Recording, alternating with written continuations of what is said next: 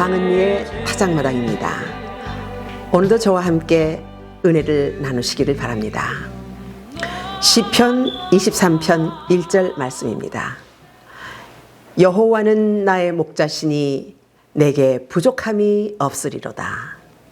다윗이 고백한 이 말씀은 우리의 영혼을 풍성하게 하며 깊은 위로와 능력이 되게 하는 노래입니다. 사도행전 13장 22절 말씀에 다윗을 왕으로 세우시고 증언하여 이르시되 내가 이새의 아들 다윗을 만나니 내 마음에 합한 사람이라 내 뜻을 다 이루리라.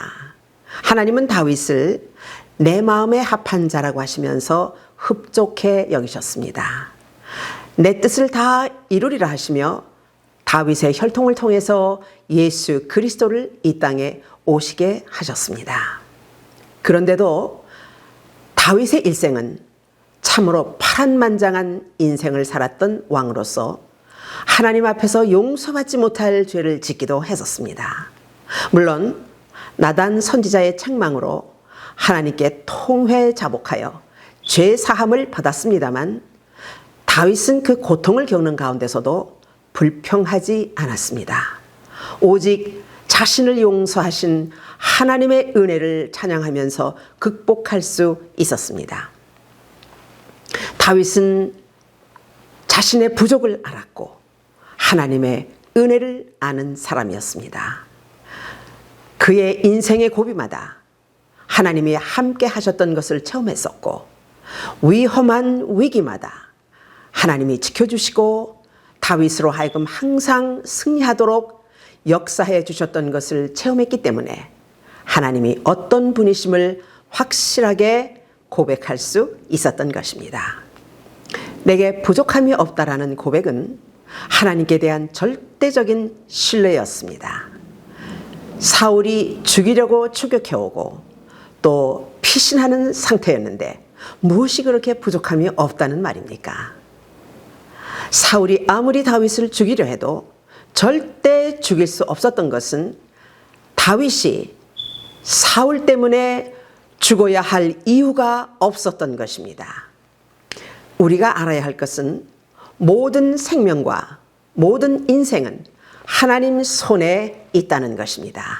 그래서 내 유익을 위해서 남의 생명을 노리거나 남의 인생을 빼앗는 것은 하나님 주권에 도전하는 행위이며 하나님 뜻을 거역하는 무서운 죄라는 것을 알아야 합니다. 성경에서 확실하게 말씀해 주십니다. 에스더서 7장 10절 말씀입니다. 왕이 가로되 하만을 그 나무에 달라 하매 모르드게를 달고자 한 그 나무에 하만을 다니 왕의 노가 그치니라.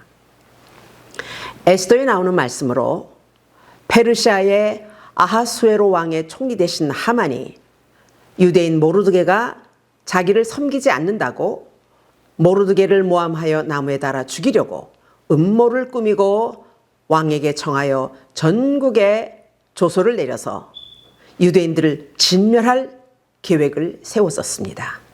그때 에스더는 금식하고 죽으면 죽으리라 왕 앞에 나갔습니다. 하나님은 목숨을 걸고 기도한 에스더의 기도를 들으시고 하만의 악함을 뒤집어서 모르드게를 달려고 했던 그 나무에 하만 자신이 대신 달려 죽는 사건이 있었습니다. 아무리 힘과 권력이 있는 자라도 하나님의 뜻이 아니면 절대로 자신의 소욕을 이룰 수 없습니다. 도리어 자신이 당하지 않았습니까? 그래서 공중권세를 잡은 사탄이 세상을 움직이고 있어도 이 우주 만물과 열방을 다스리시는 하나님 통치 앞에서 모든 권세와 세력은 무릎을 꿇어야 합니다. 다윗이 위기와 공포 가운데 도망자 신세였었는데 하나님께서 다윗을 철저하게 지켜주셨습니다. 눈동자처럼 보호해 주셨고 안전하게 지켜주셨던 완벽한 하나님의 은혜와 사랑을 체험했던 것입니다. 그래서 그의 영혼 속에 부족함이 없는 풍요감, 만족감, 승리감을 얻게 하셨던 것입니다. 사람들은 현실적인 공급원이 끊어지고 생활에 숨막히는 공포가 엄습하면 앞날에 대한 불안과 영혼의 허기를 느끼게 됩니다. 이 세상 사람들은 그 영혼 속에 하나님이 없기 때문에 극한 빈곤과 불안과 공포를 해결할 길이 없는 것입니다. 그래서 그들 중에 그 극한 상황을 이기지 못하고 운명을 달리하는 사람들이 얼마나 많이 있습니까? 우리는 그 불쌍한 자들에게 복음을 전하고 살아계신 하나님을 알게 해야 합니다. 고린도후서 6장 10절 말씀입니다. 근심하는 자 같으나 항상 기뻐하고 가난한 자 같으나 많은 사람을 부요하게 하고 아무것도 없는 자 같으나 모든 것을 가진 자로다.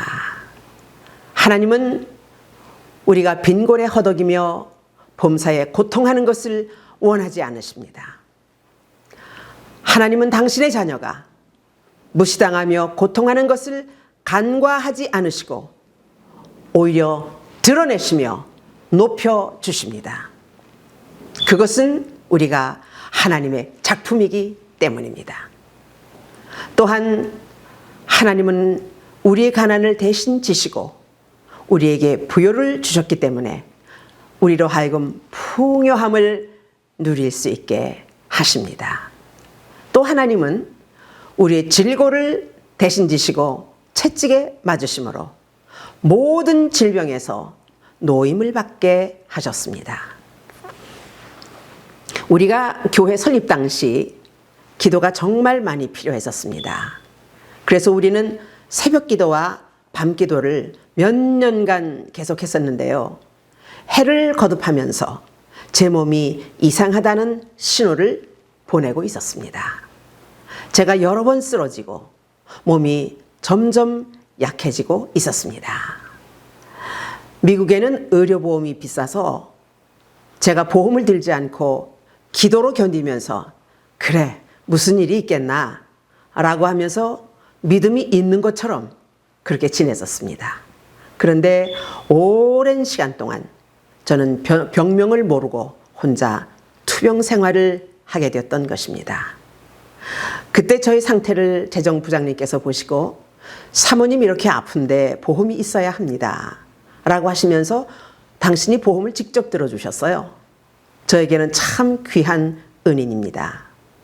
그리고 그 다음 해에 뇌종양이 발견되었던 것입니다. 그때 제 심정은요, 눈앞이 캄캄해졌습니다. 종양이 너무 커서 위험하다고 말했습니다. 의료보험이 일찍 있었다면 종양이 그렇게 크게 자라지도 않았었겠지요. 아무튼 수술은 은혜 중에 잘 마쳤습니다. 이 은혜의 사건이 제가 쓴 간증책 주여 나의 삶을 받으소서 이 집에 수록되어 있습니다. 그런데 총 수술비가 나왔는데 25만 불이었어요. 한국 돈으로 환산하면 약 3억에 해당하는 금액이었습니다. 교회가 힘들고 어려운 상황이었는데 그런 돈을 어떻게 수술비로 사용하겠습니까? 그런데 재정집사님의 사랑과 배려로 수술 등록비 단돈 100불만 지불하고 수술을 잘 마쳤습니다. 이런 현상을 어떻게 설명하겠습니까? 보험회사에서 다 갚아준 것이라고 말해야 합니까? 또는 전적인 하나님의 은혜입니다 라고만 말해야 합니까? 맞습니다. 그러나 아닙니다. 수술 전에 재정집사님을 통해서 보험을 들게 하셨던 것도 은혜였고 좋은 의사를 만나게 하신 것도 은혜였습니다. 또 수술을 잘 마치도록 인도해 주신 것도 하나님의 은혜, 모든 것을 잘 감당하게 하셨던 것도 모든 것이 하나님의 은혜였다는 것을 고백합니다. 우리는 하나님의 은혜가 어떻게 왔는지를 구체적으로 짚어서 감사해야 합니다. 그리고 사람을 통해서 베풀어 주신 은혜에 대해서 반드시 기억하며 사람에게도 감사하는 것이 하나님께 온전한 감사의 행위가 되는 것입니다. 왜냐하면 하나님께서 직접 주시는 감사한 사건도 있지만 대부분 사람을 통해서 일하시고 그것으로 감사의 조건을 만드시기 때문입니다. 부요함, 풍요함을 누리는 비결은 감사함에 있습니다. 똑같은 상황 앞에서 불평하는 사람과 감사하는 사람이 있습니다. 현실과 상황은 똑같습니다. 그러나 감사함이냐 감사하지 못하느냐에 따라서 풍요함과 가난함으로 반응하는 것입니다. 여러분은 어떻게 반응하며 사십니까? 네, 그렇습니다. 우리는 항상 감사하는 생활로 풍요와 부요함의 은혜를 체험하며 살아야 합니다.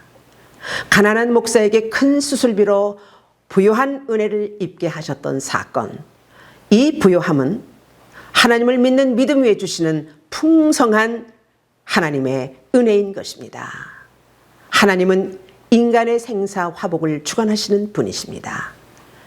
참으로 인간은 근본적으로 그의 영혼에 하나님의 은혜로 채워져야 모든 삶이 풍요로워진다는 사실을 기억하시기를 바랍니다. 다윗은 하나님과 인간과의 관계를 목자와 양의 관계로 표현했습니다. 목자와 양은 분리할 수 없는 특별한 관계입니다.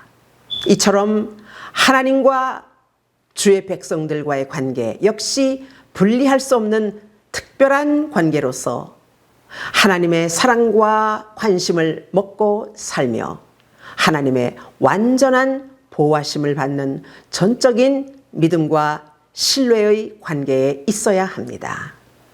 여러분, 영적인 가난함의 허기에서 벗어나지 못하는 사람들이 있습니까?